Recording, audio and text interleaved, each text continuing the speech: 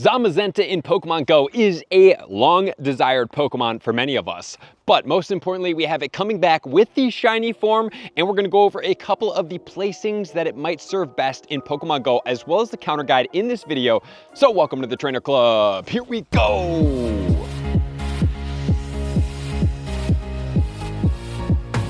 Zamazenta is making its way back into Pokemon Go for the second time ever, guys. Second time ever, and that is going to go down on Friday the 4th at 10 a.m.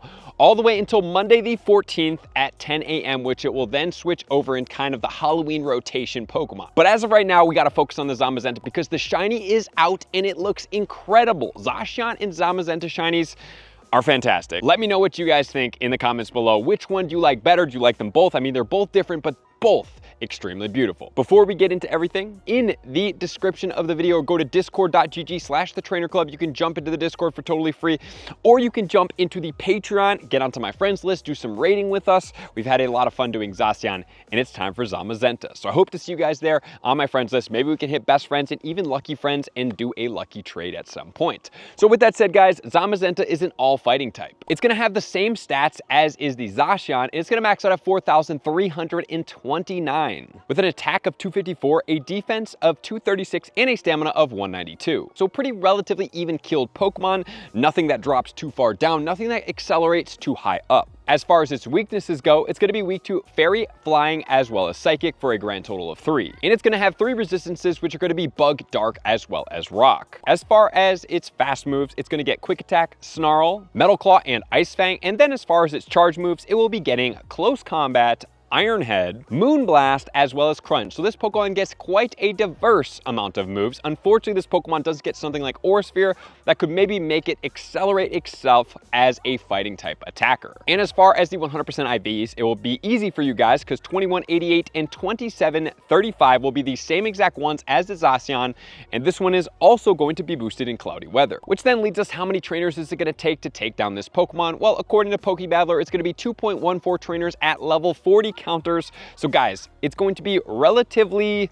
I wouldn't say easy, but it's definitely going to be a little bit easier than other previous Pokemon, which is great. Which will then lead us into our top counters, but before we jump into that, let's talk about the megas that are going to be congruent for this Pokemon. So we're looking at fighting types. There are multiple of those in the game. We have Mega Lucario, Mega Medicham, Lopunny, Heracross, as well as Blaziken. So whichever one of you guys have that at level 3 will help you yield the most XL candy for this Pokemon. I'm hoping to be able to get at least a 100% IV of this Pokemon so I can match the Zacian, and I will be maxing it out if I do so. Which then leads us to our top counters. Well, it's weak to Flying, so the number 1 strongest Pokemon in the game, and it congruently aligns with the counters. It's going to be the Mega Rayquaza with the Air Slash as well as Dragon Ascent, followed by Shadow Mewtwo with Psycho Cut and Psystrike, and then the regular Rayquaza with the Dragon Ascent as well, followed by Mega Latios with Luster Plunge. Okay, so that is a new move that I honestly don't remember seeing being put on that Pokemon, but I'm excited to check out that Pokemon soon. And then we have the regular Mewtwo with Psycho Cut and Psystrike, followed by the Ho-Oh with Brave Bird in the Apex Shadow form. Then we have Mega Alakazam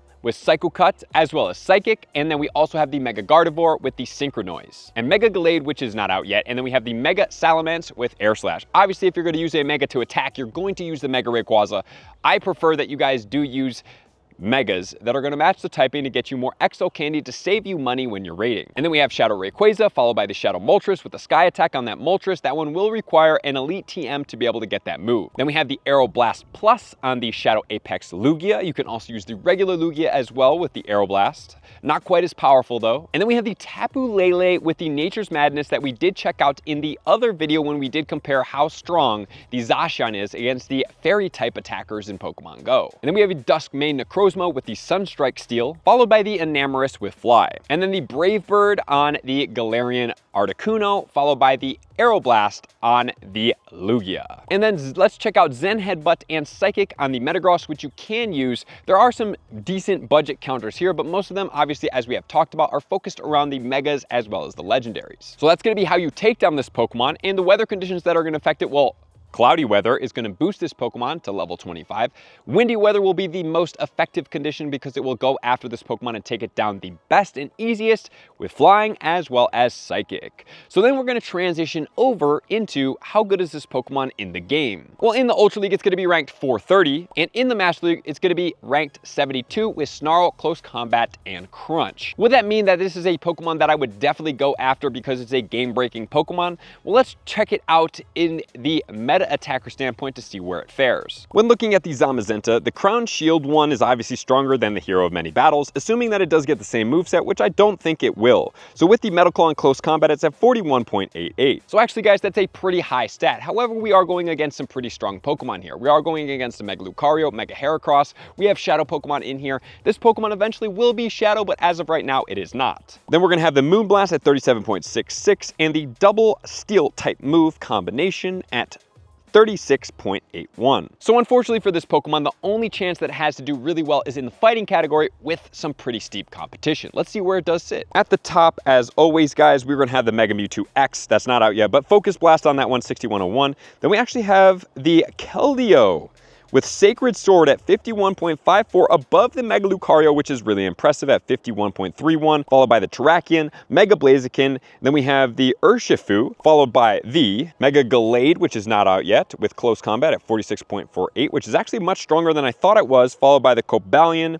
Then we have the Shadow Sneasler, pretty high up there. Then we're going with the Shadow Conkeldurr, and then the Crowned Sword, which is not out yet, followed by Mega Heracross at 43, Mega Lopunny, and then the Zamazenta at 41.88. So this one does reside over the Machamp, and it is pretty impressive overall, guys, and it is in the 70s for the PvP Master League, so it's a pretty useful Pokemon, I would say. It's not something that I would kill myself for to max out or get the 100% IV, but it does do its job in the game. So let me know what you guys think. Drop in the comments and let me know, are you going after the shiny, you hunting the hundo, or are you just going to casually raid for this Pokemon while it's out? Either way, whatever you do, enjoy. Thank you guys for being here as always. To all of my likers, commenters, subscribers, Patreon members, everybody that takes their support, subscription, and participation to X level, I'm gonna see you guys out on the next video. Peace. I want to take this time to thank everybody who supports me in every facet. It means the world to me, and an extra special thank you to all my Patreons. I greatly appreciate the extra support to continue to allow me to pursue Pokemon Go full time, allowing me to create my daily video uploads in the most timely fashion for everyone's benefit. Plus, I get the amazing experience of sharing my creative processes behind the scenes and raiding all around the globe with select upper tiers. Thank you everybody for being a part of the Trainer Club. You all mean the absolute world to me, and I will see you guys out on the next video.